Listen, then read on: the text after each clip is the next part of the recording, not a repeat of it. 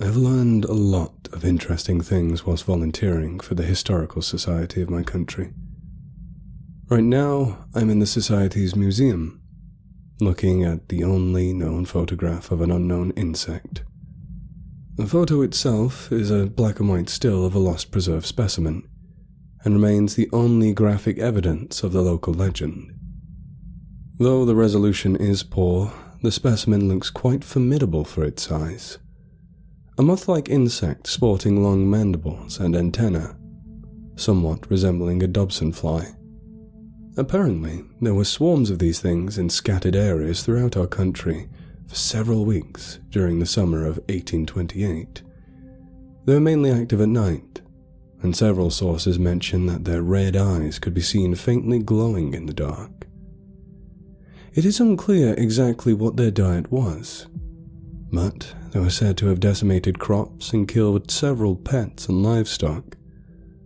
One source claims they consumed blood from humans, but this was not to be corroborated.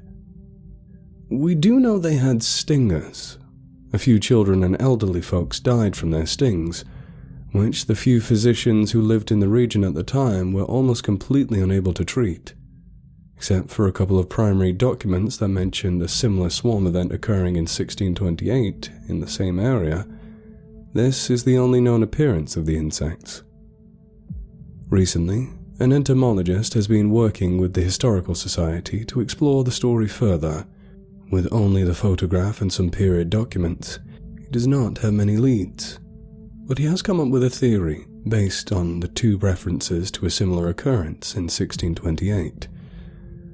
Some insects lie dormant in the ground or in wood for years at a time, emerging after several years to mate, reproduce, and die, whereupon their offspring burrow back into the earth to repeat the cycle.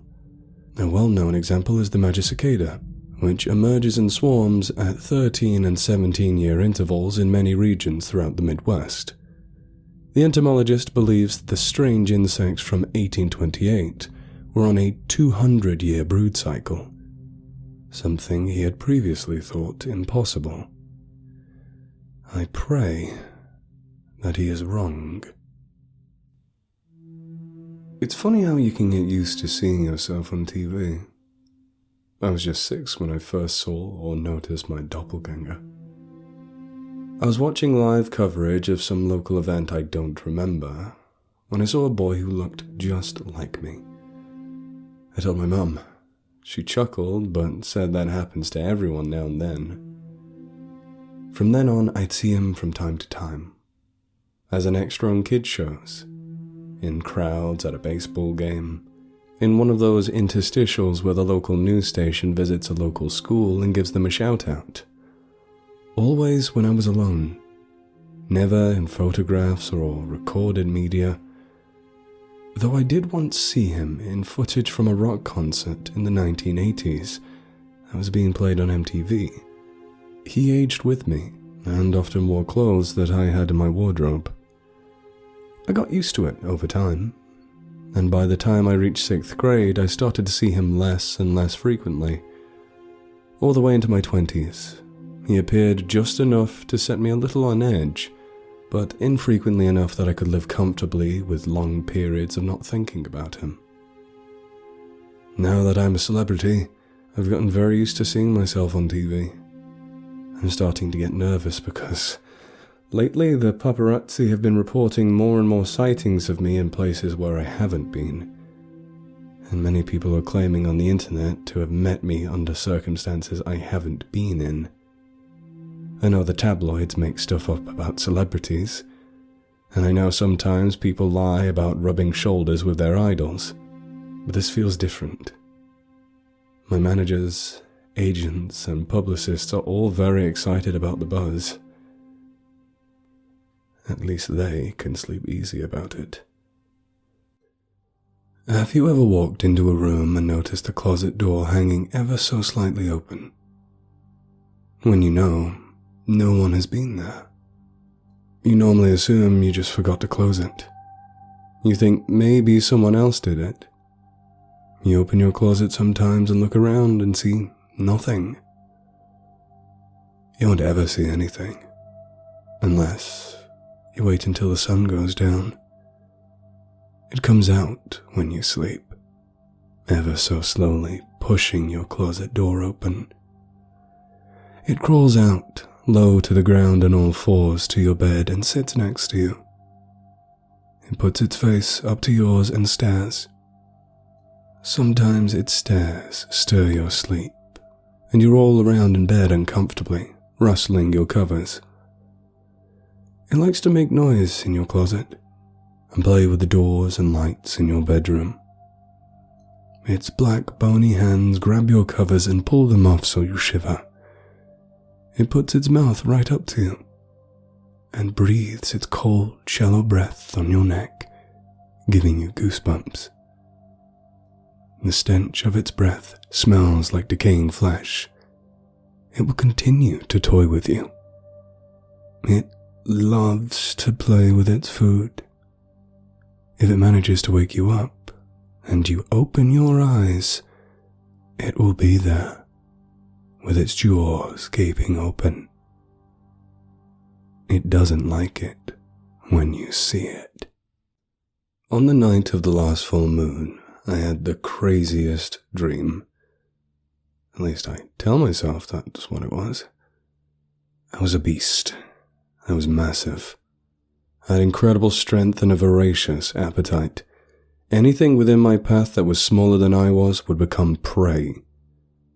I could no longer speak, but my threats escaped in menacing growls. I felt powerful. I felt free. I felt untamed. The feeling was so liberating and amazing.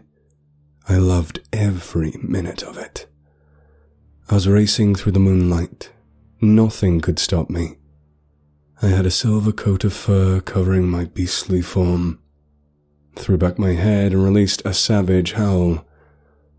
All through the night, I lived a second life. For a moment, I even fought with another of my kind, and even though it was only a playful sport, it was rather painful when she sunk her teeth into my leg.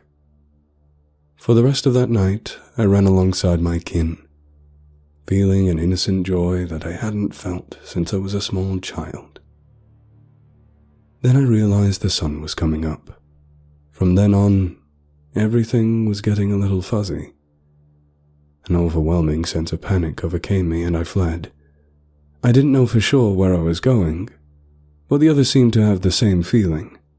We were all running back to wherever we came from, scattering like dust in a storm. Shortly after, I woke up. A sharp sting was in my leg. She must have bitten me pretty hard. The sunlight invasively beamed through my window, and when I opened my eyes, I couldn't help but elicit a gasp. Silver hairs were retracting into my flesh, vanishing under my skin. And I'm absolutely positive that time I was awake. I'm a fan of underground music, which is largely made up of no-fi. No-fi is a genre of music where people use distorted guitars and synthesizers, as well as alarm clocks and circuit-bent Game Boys to make music. I remember the first time stumbling upon Shadowman whilst browsing on YouTube. What drew me in was the fact that he made no-fi. His music was pretty simple. I remember one track being 2 whole minutes of a digital alarm clock beeping. He used a low-resolution black and white image of an opening door leading to a dark room to accompany his tracks. He didn't give his real name, but none of that mattered to me.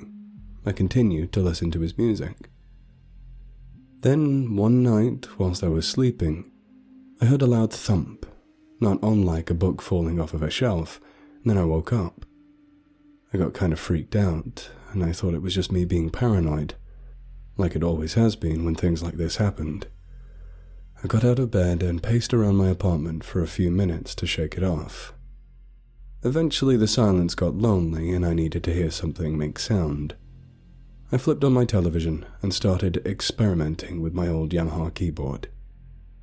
I don't necessarily know how to play it, but sometimes I'd go over there and start poking at it. A couple of days later, no, the next day, I started listening to a Shadowman track on YouTube.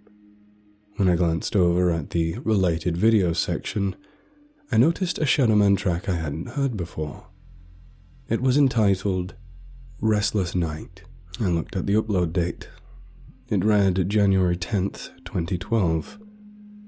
Knowing it was new, and that I'd be interested in hearing something new from this guy, I clicked on the video link. The familiar black and white doorway popped up. The track was a very crude recording of piano keys being played at random, with voices in the background that sounded like they came from a TV or a radio. This sounded way too familiar. I hit the replay button and listened to it again. Then it hit me. This was a recording of me. When I was younger, I lived in a house on the other side of town. I had a kitten, a pretty orange male tabby. In our neighborhood, cats would come up missing. Turns out, a Vietnam War vet was catching the cats and, most likely, eating them. Unfortunately, all of our cats were always outdoor cats. My cat disappeared one day, as had all the family's cats. We had lost about 4 cats by this time. Facing facts, we went and got a new cat, whom we decided would be an inside cat. She was a sweet calico. We named her Cricket. A year or so after getting her, we moved to a new house. It wasn't but a few days in that house that I was sleeping in my room, the window of which faced towards the street. Cricket was in the room but started hissing at the window. Curious, I checked out the window and there was an old tabby cat outside. When it saw me, it started to rub against the outside of the window. Cricket slunk over the corner and hissed constantly. After a few moments of watching the cat, I went outdoor to see if it had a tag. When I looked outside, there was nothing. No cat. I've never seen it since then, and no one in that neighborhood ever had seen such an animal. I'll be damned if it didn't look like my old cat, visiting me one last time. Sky burial was once a common practice in Tibet, until it was outlawed in the 1960s by the communist government. Today, it is legal again, but is a very uncommon method of burial, except for in smaller mountain towns. Monks would chant mantras around a deceased person's body and burn juniper incense the day before the Rogyapas, or body breakers, would come in. The Rogyapas' job was to dismantle the body. They are usually calm, even happy and light-hearted as they carried out this task. Supposedly this makes the soul of the deceased person pass on to the afterlife more smoothly. After preparation, the body would be put on a stake in the mountains for the vultures to consume, sometimes whilst the family of the deceased watched. After the flesh was picked clean of the bones, a Rogyapas would crush the skeleton of the deceased and grind the bones with sampa, leaving it for crows and hawks to eat. Why do they do this?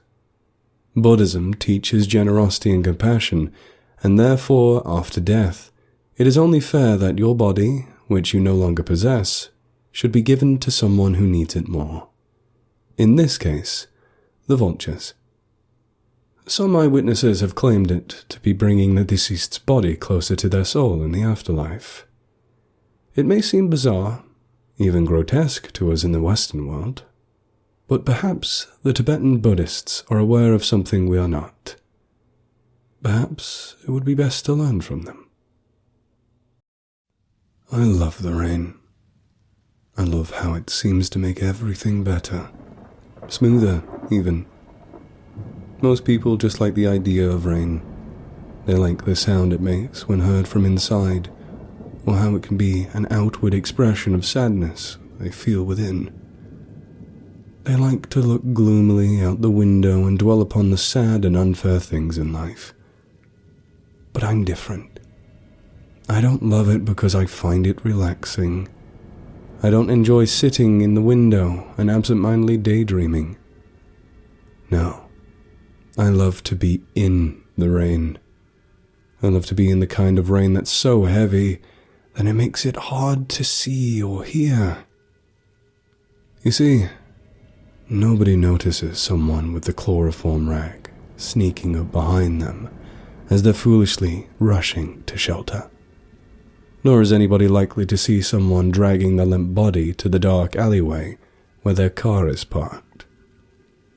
And nobody, sure as hell, will hear the muffled screaming coming from the woods masked by the rain. It hasn't rained in a while, but there's supposed to be one heck of a rainstorm tonight. I can feel the first droplets already starting to fall.